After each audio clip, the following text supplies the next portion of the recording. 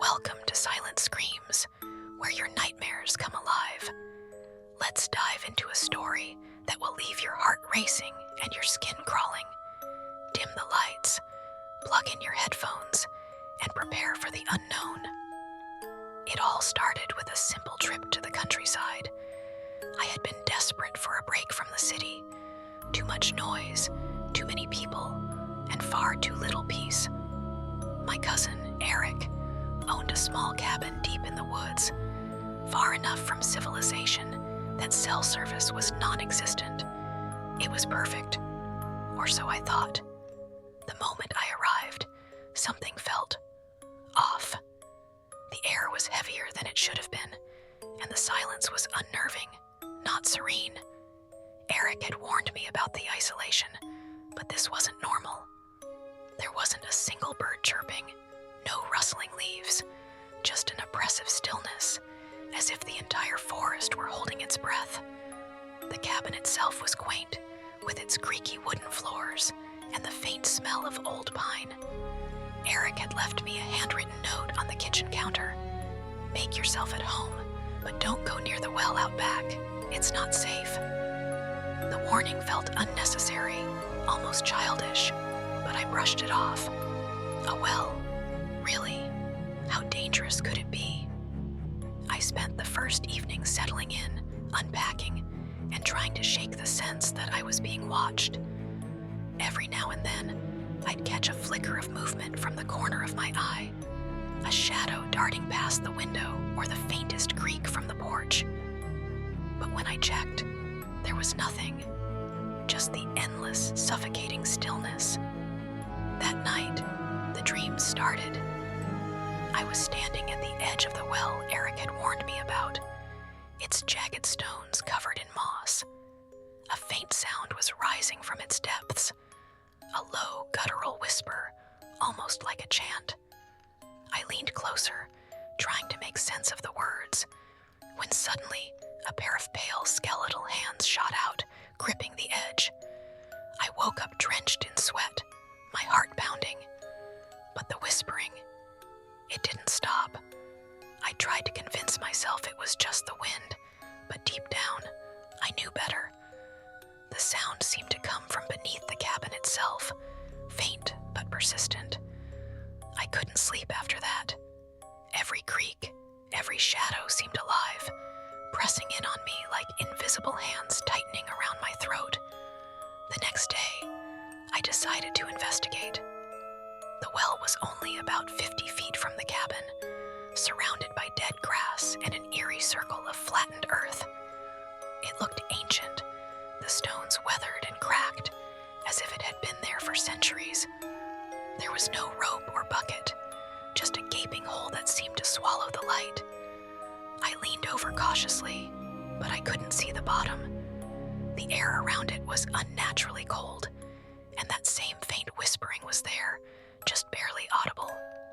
Then I saw it, a shadow moving deep inside the well. It wasn't my reflection, and it wasn't an animal. It was something else, something that didn't belong. My stomach twisted, and I stumbled back, nearly tripping over my own feet. That's when I noticed the footprints. They weren't mine, bare, human-looking prints, but impossibly large, leading from the well toward the cabin, toward me. Panic set in. I ran back inside, slamming the door behind me and locking it, though it felt useless. I sat on the floor, trying to catch my breath, when I heard it, a soft tapping at the window. It was rhythmic, deliberate, like someone, or something, was trying to get my attention. I didn't want to look, but I couldn't help myself. At first, I thought it was just the wind moving the curtain, but then the figure appeared. A woman, her face pale and sunken, her eyes dark pits that seemed to stare straight through me. She wasn't standing on the ground, she was hovering just inches above the earth, and she was smiling. I blinked, and she was gone. The tapping stopped, replaced by the sound of footsteps on the porch. Slow, deliberate, and impossibly heavy. I didn't move, didn't breathe, hoping whoever or whatever was out there would leave. But the door handle rattled. That was when I remembered Eric's note, his warning about the well. My mind raced with questions. Had he seen her too? Was this why he avoided the cabin, leaving it for people like me, too naive to understand the danger? The footsteps stopped, but the silence wasn't comforting anymore. It felt alive, pressing in on me from all sides. I grabbed my phone, hoping against hope for a signal, but there was nothing. Just the faint sound of whispering growing louder, now unmistakably coming from beneath the floorboards. I froze. The whispers weren't just noises. They were words. My name. Over and over, spoken in voices that didn't belong to any living thing. And then, the floor creaked. Something was moving under the cabin. My breath hitched as I backed away, trying to put distance between me and whatever was down there. But no matter where I went, the creaking followed, like it was tracking me.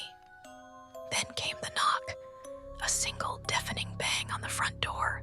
The door creaked open just an inch, but it was enough to send a wave of icy dread through me. My legs refused to move, as if the very air around me had turned to stone.